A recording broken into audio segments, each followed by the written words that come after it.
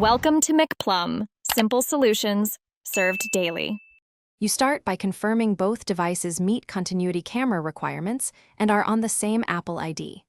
Once done, enable Wi-Fi and Bluetooth on both devices. You do not need a cable, but a USB connection can help for the first pairing.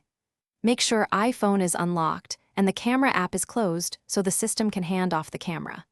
Move the phone within a few feet of your Mac and keep it steady. This reduces lag and ensures Mac OS detects the iPhone as a camera source. You now switch your Mac app to use the iPhone camera.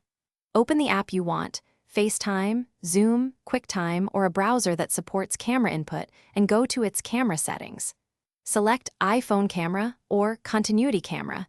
The system will stream video from your phone. If you need desk view, flip the phone and choose that mode in Control Center.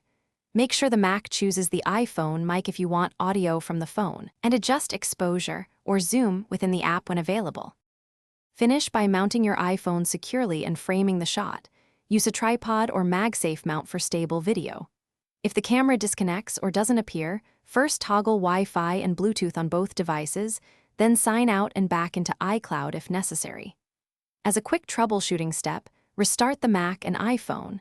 If problems persist, connect the iPhone with a USB cable to force a wired continuity camera session. Finally, check system settings and app permissions. Thanks for watching. Stay juicy and subscribe.